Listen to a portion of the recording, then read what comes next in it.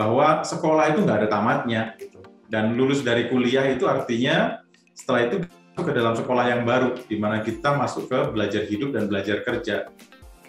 Transition to Work merupakan seri kolaborasi antara Pertamina Foundation dan Insight Web Academy yang akan membantu Insight Learners dalam mempersiapkan diri sebelum terjun ke dunia kerja. Halo Insight Learners, di video sebelumnya kita sudah bahas nih tentang talent, passion, keunggulan kompetitif, dan aspirasi karir. Untuk mewujudkannya, kita perlu nih terus update skill dengan belajar. Nah, untuk itu, Iwedemi dan Pertamina Foundation punya tips nih buat Insight Learners biar proses belajarnya lebih efektif dan hasilnya lebih optimal. Penasaran? Selamat menyimak! Kali ini kita akan simak penjelasan dari Ibu Christina Ariyanti.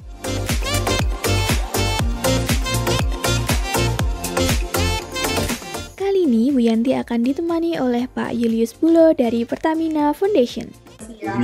Terima beasiswa dan kawan-kawan mahasiswa, selamat siang. Oke, ternyata guest speaker kita bukan lain dan bukan orang yang lain selain dari Pak Julius Bulo ya. Nah, izin ya Pak, saya akan bacakan sedikit short profile-nya Bapak. Jadi di hadapan kita, tadi sudah menyapa teman-teman Sobi juga, Pak Julius Bulo. Nah, beliau ini tadinya mengambil pendidikan jurusan manajemen di UGM ya. Mungkin teman-teman dari UGM bisa tulis di chat tekan alma maternya Pak Bulo nih gitu. Dan kemudian beliau melanjutkan pendidikan mengambil Master Business Administration dari Alliance Manchester Business School di UK ya Pak, di tahun 2012 sampai 2014. Nah, kemudian nanti kita bisa ngobrol sama beliau. Sekarang ini beliau Operational Director di Pertamina Foundation. Tapi kalau kita kilas balik, sebenarnya beliau memulai karir bukan dari Pertamina. Tapi kemudian tumbuh besar dan punya banyak sekali pengalaman yang sangat berharga dari Pertamina. Nah, kalau gitu kita mulai saja ngobrol-ngobrolnya dengan Pak Bulo. Karena kan pasti pernah gagal. Kayak tadi si kungfu panda, ujungnya banyak gagalnya, bukan cuma satu. Nah, gimana caranya bisa bounce back, Pak? Kalau gagal, jangan nyerah. Kalau boleh show screen slide saya yang terakhir ya, sambil kita ngobrol gitu. Kuncinya dua ya kan, tadi saya bilang gitu ya.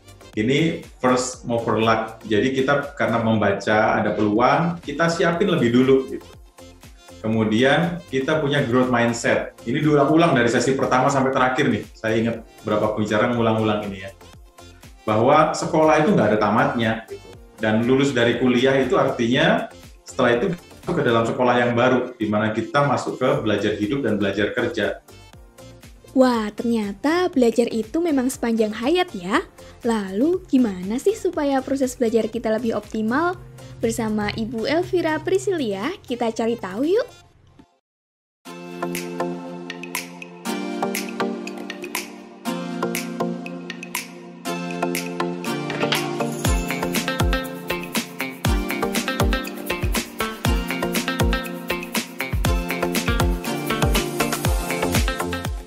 Oke, nah kenapa kita belajar? Apakah karena kita suka? Apakah karena mungkin kita bisa panas demam nih kalau sehari tidak belajar sesuatu. Nah, yang dimaksud belajar di sini itu tidak sama dengan pergi kuliah ya teman-teman. Jadi teman-teman perlu bedakan antara belajar dengan masuk kelas aja nih. Karena tujuan belajar adalah adanya suatu perubahan perilaku yang permanen. Nah, di sini jadinya teman-teman bisa refleksi mungkin ya, apakah teman-teman ini pembelajar atau pembelajar yang cerdas?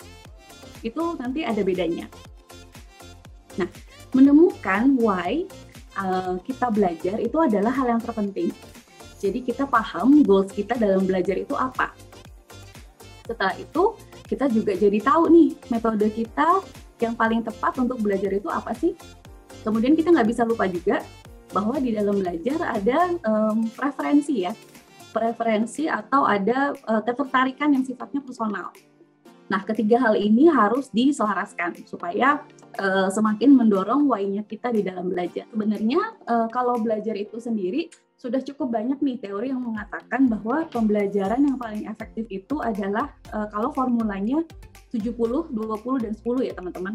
Jadi 70% itu on the job, alias kita langsung praktek. Kemudian 20% itu biasanya diskusi sama coach atau sama mentor. Kemudian 10%-nya itu melalui belajar di kelas. Jadi ini adalah proporsi yang paling efektif sebenarnya untuk seseorang itu belajar.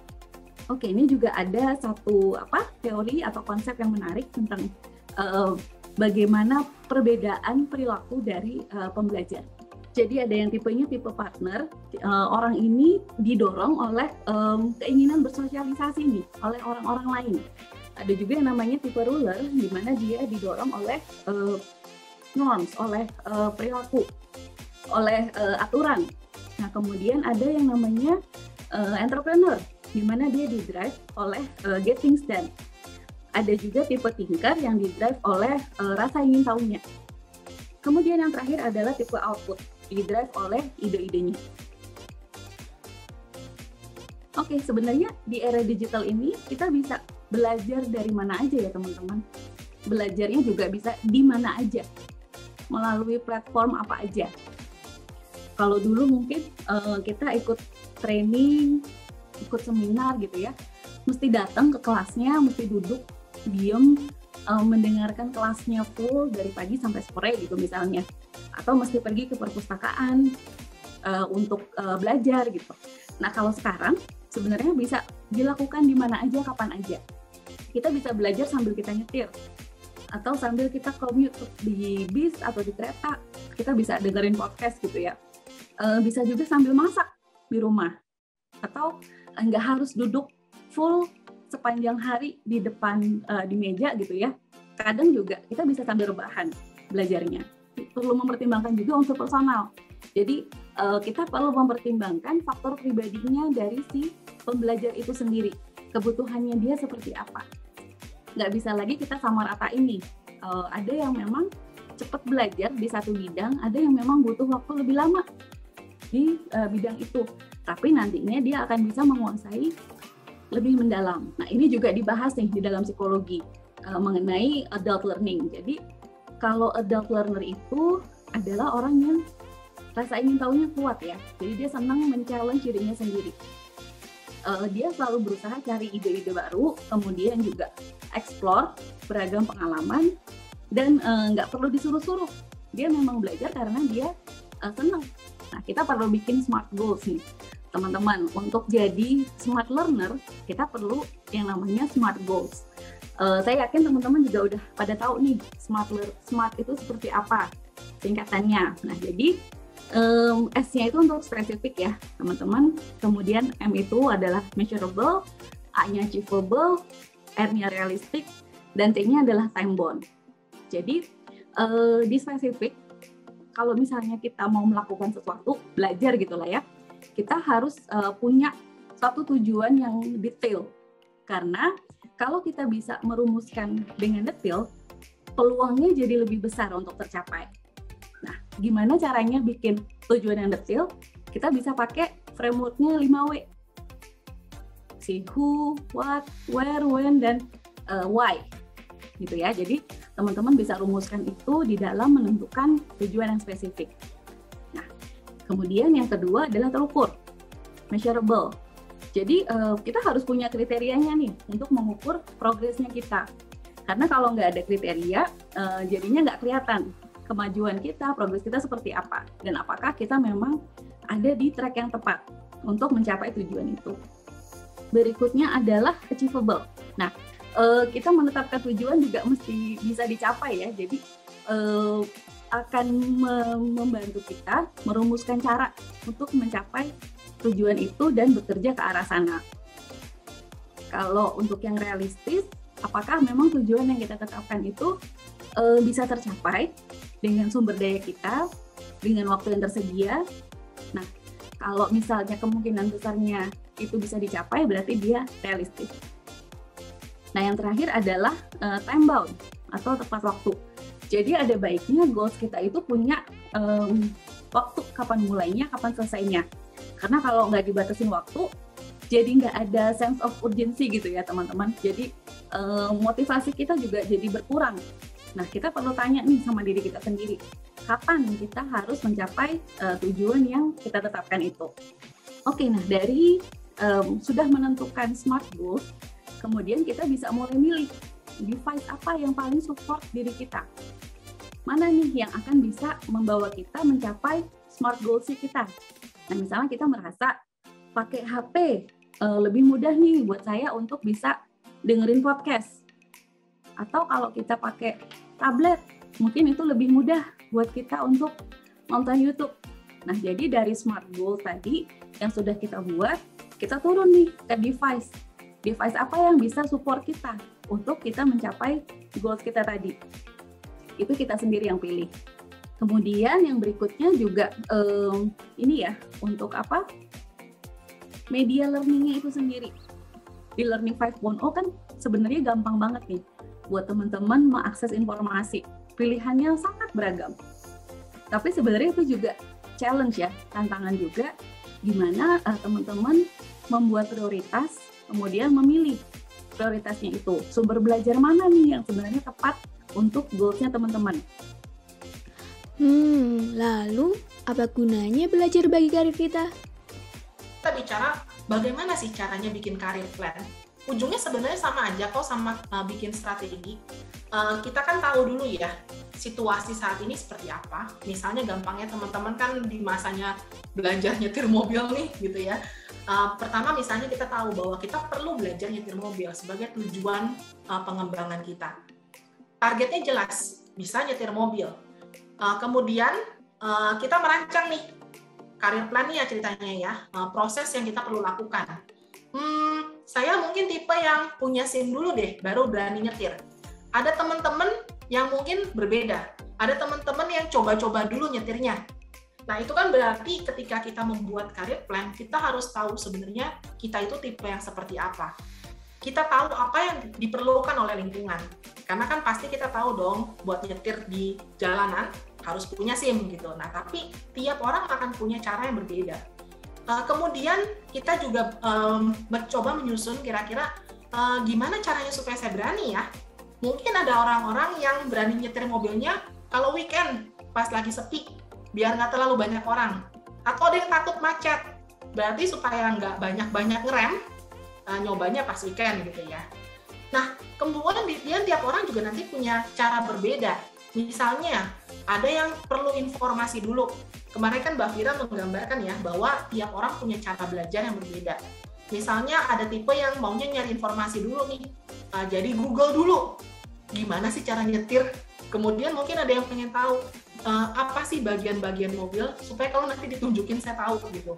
Tapi mungkin ada orang yang nggak perlu informasi seperti itu. Coba aja dulu gitu. Ngambil kunci, kemudian bilang sama orang tuanya, minta ditemenin, kemudian trial error. Itu bisa juga. Ada teman-teman yang mungkin juga nanti perlu bikin strategi personal. Misalnya, ada orang yang takutan, tapi ceritanya dia pengen bisa menguasai, bisa nyetir mobil. Ya mungkin dia nanti rencananya adalah beli mobil yang murah aja, supaya kalau nabrak nggak apa-apa. Atau mungkin dia akan pasang asuransi all-risk. Jadi kalau misalnya kenapa-kenapa di jalan, dia nggak harus pusing. Nah, tiap orang akan punya caranya berbeda-beda. Itulah kenapa kita perlu mengerti apa yang kita perlukan. Tapi kan ujungnya sama ya, kalau kita bicara mengenai career plan, kita harus tahu situasi kita tahu diri kita, dan kita tahu tujuan kita. Proses dan caranya bisa macam-macam. Oke, kemudian next tip, saya akan bicara juga mengenai personal chronotypes. Karena tiap orang itu pada dasarnya perlu tahu waktu-waktu kapan kita benar-benar optimal. Karena kalau kita bicara tadi, tujuannya jelas, prosesnya bisa sesuai dengan diri kita masing-masing, berarti kita harus cari atau memetakan sebenarnya di waktu kapan kita paling optimal. Tiap orang beda-beda, ada yang namanya morning lark, dartbird, sama night owl. Ini nanti Google aja. Jadi ada orang-orang yang ceritanya aktifnya di malam, benar-benar bisa berpikir optimal di malam hari. Ada yang kebalik, justru pagi-pagi itu dia bisa berpikir maksimal. Nah berarti kalau kita tahu kita tipe yang mana, kita akan bisa optimalkan pengelolaan waktu kita. Kalau lagi perlu berpikir secara optimal, ya cari waktu kapan kita memang bisa benar-benar berpikir optimal. Karena ujungnya membantu kita supaya lebih efektif. Terakhir, saya bicara mengenai building habit. Karena kita bicara bahwa apapun yang kita rencanakan, hal-hal bagus yang mau kita aktifkan, kalau misalnya tidak dilakukan atau tidak dibakukan menjadi kebiasaan, ujungnya nanti percuma. Jadi ini ada salah satu buku bagus namanya Atomic Habit. Teman-teman bisa coba lihat bagaimana sih caranya supaya apa yang kita ingin biasakan, hal-hal bagus, bisa kita lakukan secara berkala, menjadikan dia sebagai kebiasaan. Tips terakhir kita bicara mengenai plan, fokus, track, dan reflect. Coba catat teman-teman. Ini simple, tapi nggak semua orang lakukan. Jadi tadi kita bicara mengenai mengerti waktu optimal kita kapan. Berarti kita harus catat. Di jam-jam berapa sih sebenarnya kita paling optimal. Atau misalnya kita bicara mengenai Pareto, 80%, 20%. Kita perlu catat kita ngapain aja. Jadi kita bisa bikin agenda, tapi bukan cuma to-do list. Kita bisa melihatnya dalam sudut pandang apa yang sudah saya lakukan. Kemudian kita refleksi, yang saya lakukan ini sudah tepat atau belum? Jangan-jangan waktu saya habis banyak untuk melakukan hal-hal yang tidak ada kaitannya dengan aspirasi saya, dengan hal-hal yang saya mau kembangkan. Berarti kan harus dicatat. Dan kemudian setelah dicatat, kita coba lihat apakah yang kita lakukan itu benar-benar selaras dengan tujuan yang kita mau capai.